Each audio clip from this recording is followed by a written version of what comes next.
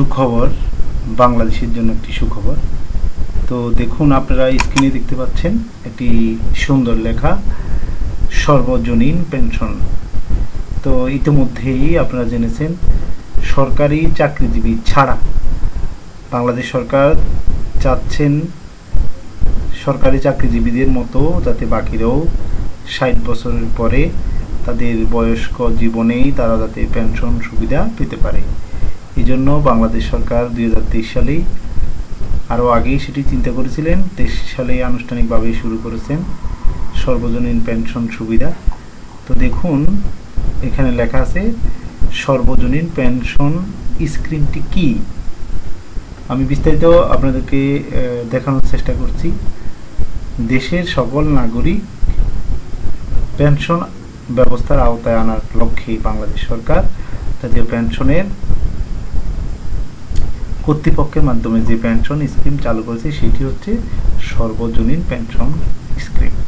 অর্থাৎ 18 বছর থেকে শুরু করে একজন ব্যক্তি 50 বছর পর্যন্ত বাংলাদেশের নাগরিক হলে সর্বজনীন পেনশন স্কিমে অংশগ্রহণ করতে পারবেন। প্রধানমন্ত্রী শেখ হাসিনা 17 আগস্ট 2023 খ্রিস্টাব্দে আনুষ্ঠানিকভাবে এটি উদ্বোধন করেছেন।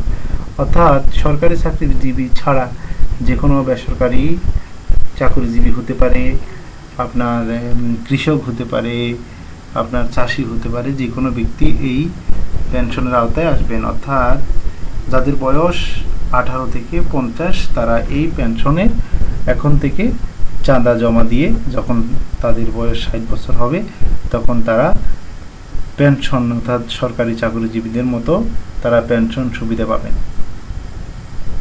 তো এই পেনশন সুবিধা 4টি স্কিম রয়েছে। একটা হচ্ছে প্রবাসীদের জন্য একটা প্রগতি, একটা সুরক্ষা, একটা সমতা। প্রবাসীদের জন্য শুধু প্রবাসীরা, বিদেশ থেকেও এটি দিতে পারবেন।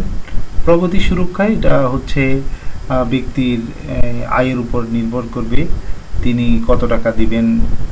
তার আয় যদি ভালো থাকে তাহলে সে চাঁদার পরিমাণ বেশি হবে এবং সে পেনশন সুবিধাটাও বেশি পাবে, এটা স্বাভাবিক।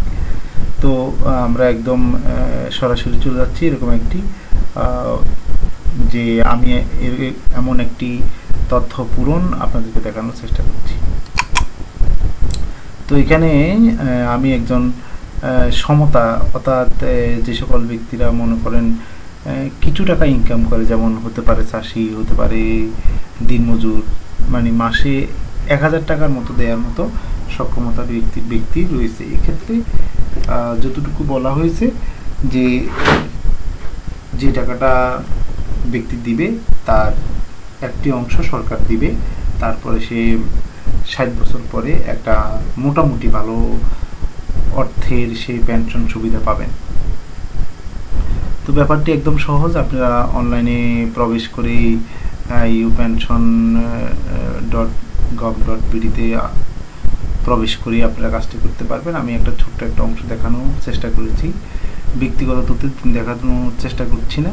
তারপর আপনারা ব্যাংক তথ্য দিবেন, তারপরে নমুনা তথ্য দিবেন, সম্পূর্ণ ফর্মটি পূরণ করবেন এবং এই টাকাটা ব্যাংকের মাধ্যমে দেওয়া যাবে, বিকাশের মাধ্যমে দেওয়া যাবে, বিভিন্ন কার্ডের মাধ্যমে দেওয়া যাবে। আর যদি আপনাদের সহযোগিতা হয় অবশ্যই আমাদের এই চ্যানেলের মাধ্যমে আপনারা জানতে পারবেন, বা অনলাইনেও আমরা এই কাজগুলো আমাদের কিছু লোক আছে তাদের মাধ্যমে করে থাকি। তো আশা করছি আপনারা যারা এমপিভুক্ত শিক্ষক এবং ব্যবসায়ী তারাও এই আওতায় আসবেন এবং করতে পারবেন। প্রয়োজনে আমাদের সহযোগিতা নিতে পারবেন। সবাইকে ধন্যবাদ।